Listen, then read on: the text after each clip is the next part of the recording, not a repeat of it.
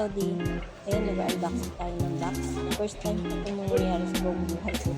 Umuwi ako na Pinas tapos ako nag-open ng box.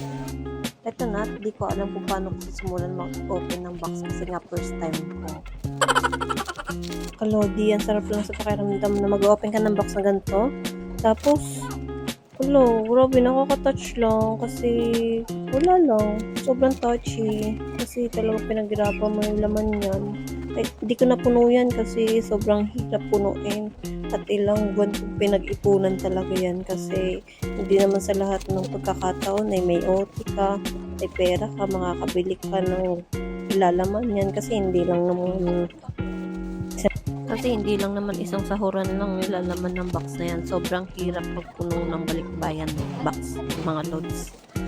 Kaya, super salute ako sa mga OFW na talagang kursigito din na mga balikbayan box. Talagang sobrang hirap kitain yung mga bagay na yun para lang maipadala sa Pilipinas, diba? Kaya kami mga OFW, kapag nakain kami sa labas, nag-aalaman kami, deserve namin yun kasi kami nagtatrabaho, diba? Minsan, hurt din kami sa mga sinasabi niya na pakain-kain ka na lang sa labas. Paggala-gala ka na lang. Hindi nyo alam yung hirap ng OFW dito. Kasi hindi nyo po naranasan.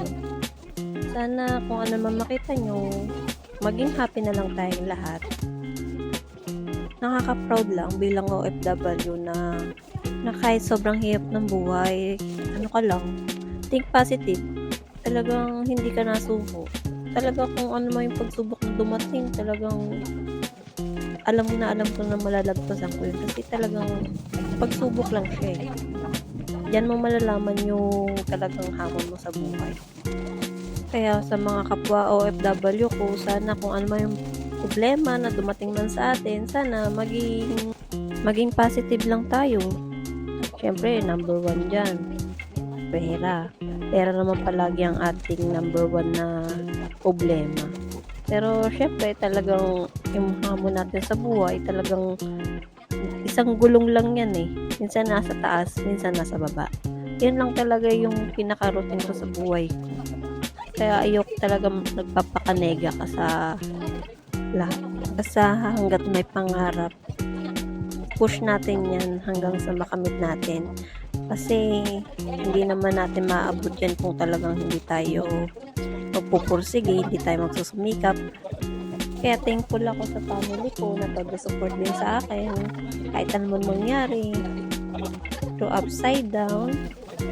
Enjoy lang natin ang buhay, makontento, mangarap, at magsumikap.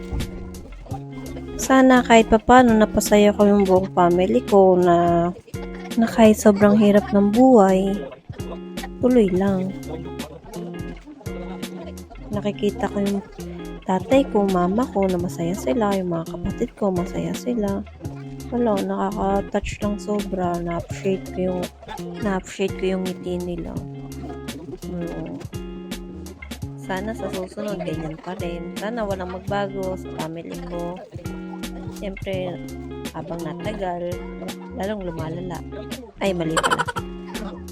Natapos ko na ilabas laman ng box at meron pang pahabol ng mga sabon. Ayan.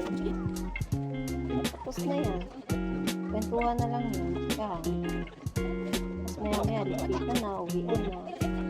Yan, nagsisiuyan na sila kasi lahat ay meron. Sana dumating yung time na ako naman nang umuwi ng Pilipinas, yung for good na wala ka nang iisipin kasi may business ka na sa Pinas.